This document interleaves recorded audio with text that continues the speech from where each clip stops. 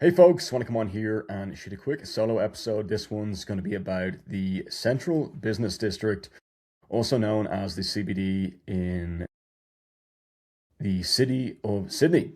Super excited to talk about this. I've been exploring and traveling into this area for the last week or two, and I will go about my findings. So let's get into it.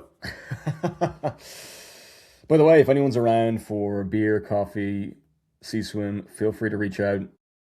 It'd be great to catch up. So, yeah, without further ado, let's talk about it. Sydney CBD refers to the Central Business District of Sydney, New South Wales, Australia, the main commercial, financial, and cultural heart of the city. It's where many of Sydney's corporate headquarters, government offices, major shopping precincts, transport hubs, and iconic landmarks are located. Here's a quick overview. Location and boundaries. The Sydney CBD sits on the southern shore of the Sydney Harbour and is bounded by Circular Quay and the Rocks in the north, Darling Harbour in the west, Hyde Park in the south, and the Domain and Royal Botanical Garden to the east. It's distinct from suburbs like Surrey Hills, Paramount, Darlinghurst, and Paddington, which are adjacent but separate. What you'll find there, business and finance. It's Australia's largest financial district outside of Melbourne. Major banks, there's a bracket here, e.g. Commonwealth Bank, Westpac, ANZ, this was M bracket, have headquarters or major offices here. The Australian Securities Exchange, bracket ASX, M bracket, is also located in the CBD. Landmarks and attractions, the Sydney Opera House and Circular Quay, bracket gateway to harbour ferries, N bracket, I think that's the last one, which I'll mention the B word. Sydney Harbour Bridge, walking/climbing access nearby. Queen Victoria Building, QVB, historic shopping arcade. Westfield Sydney, major retail centre. They have one in London, for those of you that are familiar, if it rings a bell. Martin Place, pedestrianised plaza and events space. Transport hubs, Town Hall Station, Wynyard Station, Martin Place Station, and Circular Quay Station connect trains, buses, ferries, and light rail. The CBD is very walkable, with frequent buses, trains, and ferries serving the area. Culture and nightlife, a wide range of restaurants, bars, theatres, and galleries. St. George Open Air Cinema, seasonal in Hyde Park, just south of the CBD. Parks and open spaces.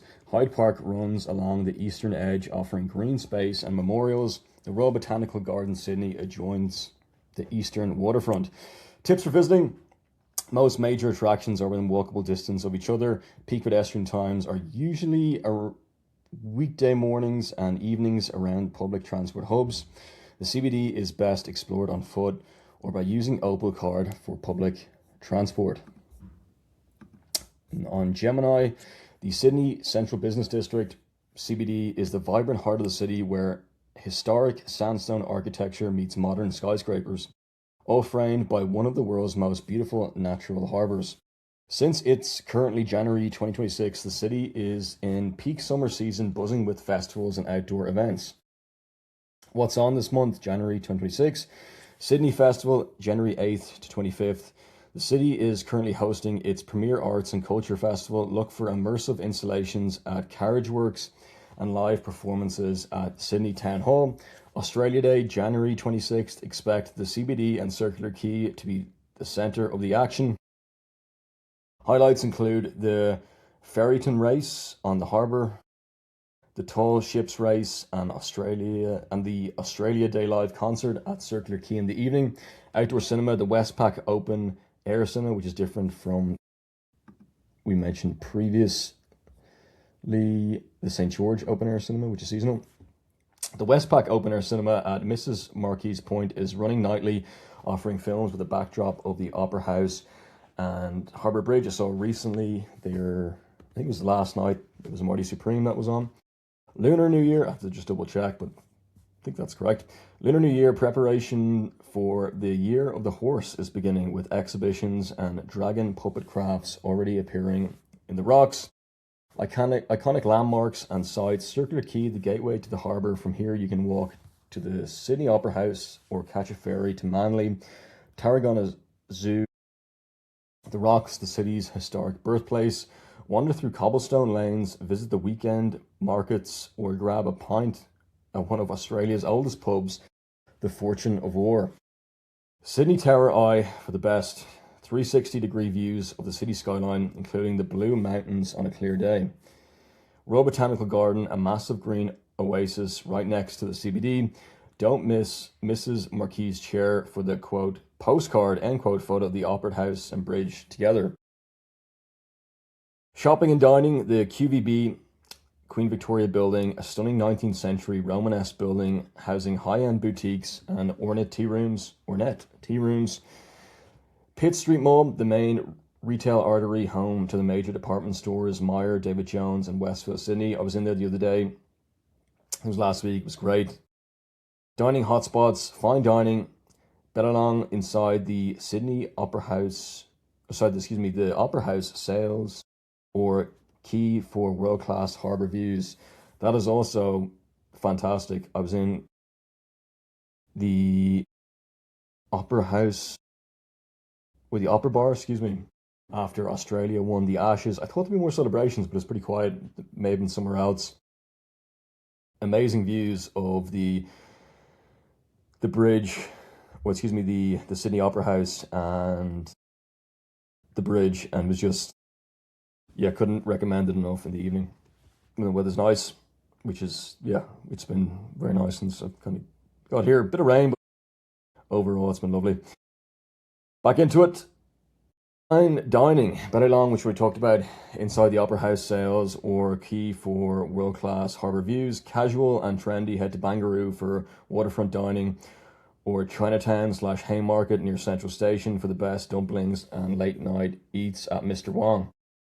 Getting around, the CBD is highly walkable, but for longer distances, light rail lines L2 and L3 from Circular Quay straight up George Street to Central Station and out to the eastern suburbs. Trains, the City Circle Underground connects major stops like Town Hall, Wynyard, and St. James's. Payment, you don't need a special card. Just tap on and off with any contactless credit/debit card or phone wallet. The one thing to know is that when Sydneysiders say, quote, the CBD, end quote, they mean the compact, walkable heart of the city where most of the major offices, shopping streets, and transport hubs are concentrated.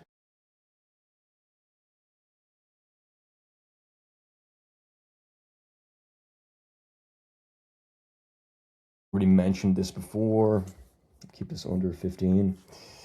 The Sydney Central Business District, CBD, is the main commercial, financial, and administrative heart of Sydney, and one of the most important business hubs in the Asia-Pacific region.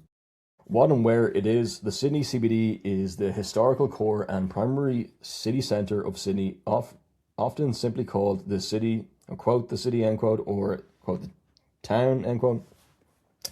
Geographically, it runs roughly north to south, or north-south, from Circular Quay to Central Railway Station, and east-west from the harbour side, Parklands, Hyde Park, the Domain, Royal Botanical Garden to Darling Harbour and the Western Distributor. Urban form and layout, the area is densely built up with skyscrapers and office towers, punctuated by green spaces such as Hyde Park, the Domain, the Royal Botanical Garden, and Wynyard Park. George Street is the main north-south spine, with Pitt Street forming the key retail strip, including Pitt Street Mall and City Tower, with Marquis Street is a historic boulevard of major civic and judicial buildings. Economy and major fluctuations. The CBD is Australia's primary financial and economic centre, hosting many of the country's largest corporations and Asia-specific headquarters of global firms. A large share of CBD businesses are in financial, professional, and business services, and the district generates well over $100 billion in annual economic activity while employing a significant portion of Sydney's workforce. Governance and transport. Administratively, the CBD sits within the local government area of the City of Sydney, while the New South Wales government also controls key assets and planning levers. It is a major transport hub centered on Circular Quay and central stations with suburban and inner-city trains, city centre underground lines, light rail, buses, and nearby ferry wharves, integrating the district with the wider metropolis. Culture, landmarks, and visitor experience. The CBD concentrates much of Sydney's nightlife, shopping, museums, and galleries, and is the gateway to icons such as the Sydney Opera House and Sydney Harbour Bridge at its northern edge. Key attractions include the Pitt Street Mall, Queen Victoria Building, Martin Place, historic Marquis Street, institutions, and easy-to-access harbourside promenades, making the CBD both workday centre and major tourist hub. I got into this a bit as well.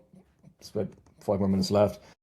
What are the tallest skyscrapers in the CBD? The tallest skyscrapers in and immediately around the Sydney CBD, I thought it was a bit like New York, are dominated by new commercial and residential towers, with Salesforce Tower currently the tallest office building actually in the CBD grid. Overall tallest in Sydney context, around Sydney in Barangaroo is Sydney's tallest building, around 271 metres and 75 stories, but it sits just west of the traditional CBD grid. One Sydney Harbour, Tower 1 in Barangaroo, reaches about 274 metres with 70 plus stories as its tallest residential tower in Sydney. Tallest office towers in the CBD, the Salesforce Tower, 180 George Street, is the tallest office building in Sydney at about 268 metres and 53 floors on the eastern edge of Circular Quay in the CBD. They have offices, the company Salesforce have offices in Dublin as well. If it's in the UK, they probably have, but definitely in Dublin, I'm presuming London. And there's also in Canada, presuming they could be there. Don't want to make assumptions, but just the size of the company, and the United States as well, which they were founded by Mark Benioff, the founder, which we won't get into too much about the company, but maybe we'll continue on the podcast. Don't want to run out of time. We've only 3 more minutes. Salesforce Tower, we already talked about that. 180 George Street, the tallest office building in Sydney at about 268 metres and 53 floors on the eastern edge of Circular Quay in the CBD. The Chifty Tower, circa 244 metre, 50 floor, and the Citigroup Centre, circa 243 metre, 50 floors, remain among the CBD's most prominent premium grade office skyscrapers. Tallest mix in residential in/at CBD edge. Greenland Centre on Bathurst Street rises to about 237 metre with around 67 stories, making it one of the tallest residential towers in the CBD proper. Merton World Tower, around 230 metres, 75 stories, long defined the CBD residential skyline and remains one of the city's most highest apartment buildings. Other notable CBD skyline towers, 25 Martin Place, formerly MLC Centre, stands around 228 metres with 60 floors and was Sydney's tallest building from the late 1970s until the early 1990s. Aurora Place, officially RBS Tower, reaches about 219 metres with 41 stories and is a distinctive sculpted tower near Circular Quay. I also typed in, is it similar to New York City? In feel and scale, Sydney CBD is not very similar to New York City's core districts like Midtown or most of Manhattan, though there are a few surface similarities to around the very centre. 1 more minute, that's why I'm rushing a bit. Hopefully we'll get this done. How it is similar, the immediate CBD around Wynyard, Martin Place, Circular Quay can feel a bit like a smaller, cleaner slice of Lower Manhattan or the financial district. Tight street grid, canyons of offices, heavy weekday foot traffic. Both centres are major financial hubs with dense clusters of high-rise office towers and strong transit access. So the basic, quote, big city downtown, end quote, experience is recognisable in both.